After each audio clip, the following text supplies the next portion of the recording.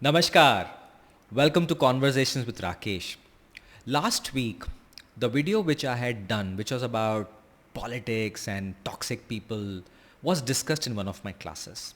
And a question came that when there are lots of different kinds of people in a workplace, many of them could be toxic, many of them could have their own issues, they could harm us and our career. So, what should we do to choose our relationships in a corporate world, which is a very tricky question because at the end of the day, you need the support of everyone. And finally, we came up with a very nice, exciting summary of the discussion, which I thought I'll talk to you in this video. And the question that we were trying to grapple with is that what are the kinds of co-workers one must avoid in a workplace? And I thought that's such a good question. So to give an answer, let me give you some context, some concepts that are very important. The first concept I want to take your attention to is the concept of conditioning. That when we are a part of an environment, the environment does condition us to behave and adapt and adopt those practices. There was a very famous experiment done. They got these actors to be a part of a clinic. So there's a doctor's clinic, there are patients sitting there. A patient was sitting, but what that patient didn't know was that everybody around him was an actor. And the experiment was that after a finite time, there would be a buzzer that would ring. And the moment the buzzer would ring, everybody will get up. So this poor fellow who went to the doctor's clinic to get himself fixed didn't know that. He just goes there, sits down, waits for his turn to come, and the buzzer rings, and everybody gets up. And he's like, what the hell? Why is everybody getting up? And he sits down. I mean, they all sit down after a period of time. Then again, after a finite interval, the buzzer rings again. And they all get up. And this person is now looking here and there and starts to think, and he's the odd one out. And the third time, when the buzzer rings, everybody gets up, he reluctantly gets up, and the fourth time it becomes a behavior. And this experiment doesn't stop there. What happens is that they keep rolling this experiment. You can watch it on YouTube. And after some time, a lot of unknown people come in this room. The actors slowly start to go away. And this one person who's completely conditioned to stand up when the buzzer rings is now doing the same, and others are absorbing. And very soon, the whole room is conditioned to stand up when the buzzer rings.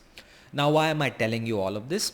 The root or the main message I want to tell you is we are conditioned by people around us and their behavior.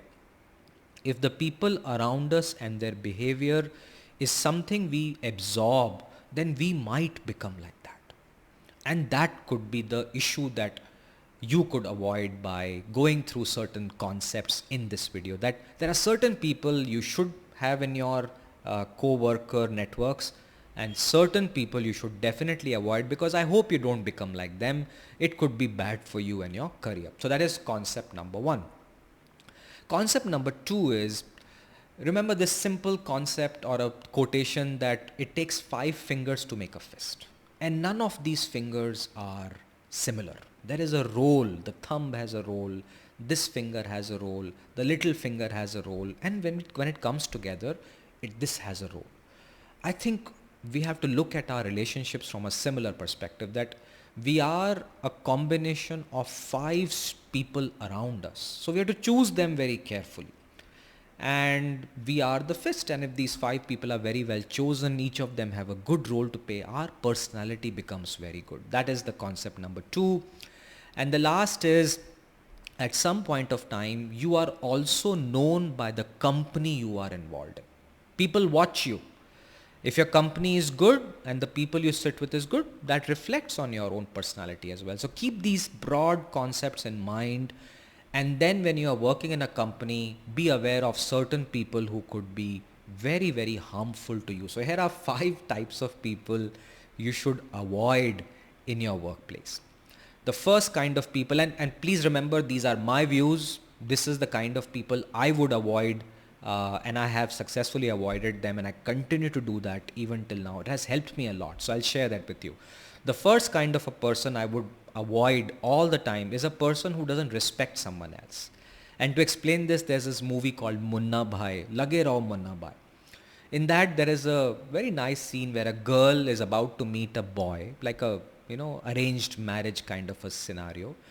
And the girl asks Sanjay Dutt a question that how do I know if this person is good or bad? And Sanjay Dutt gives a brilliant suggestion that if this boy respectfully calls the waiter, then you should go and marry this boy. But if he is disrespectful to the waiter and calls him in a very derogatory way, that means don't spend your life with him.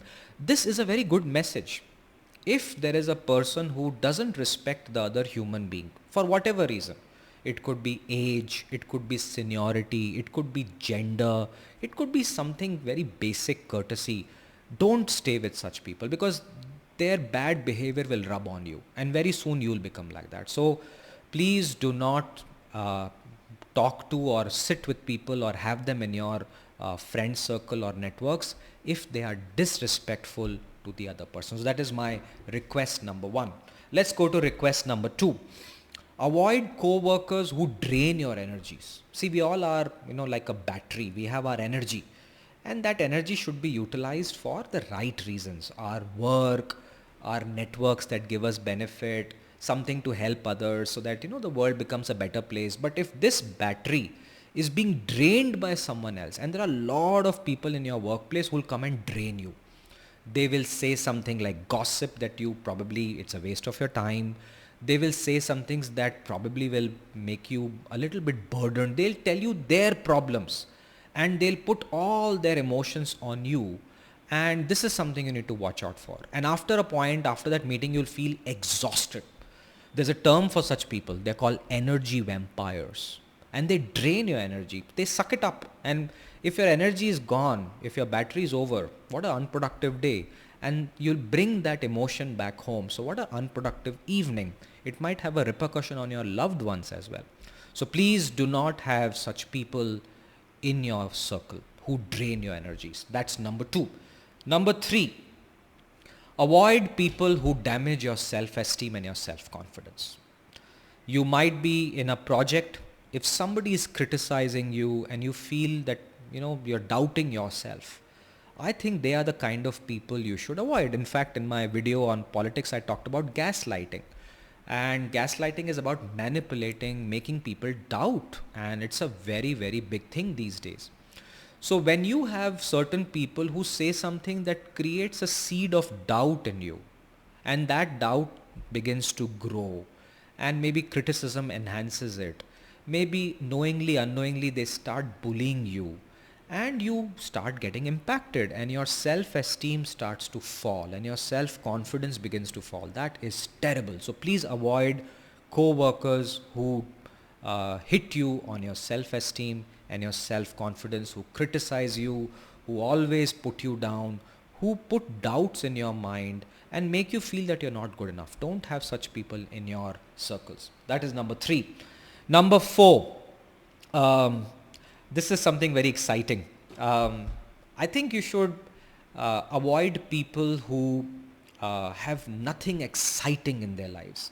A very big part of my life was that I met many good friends who knew what excites them. And that to me was very critical.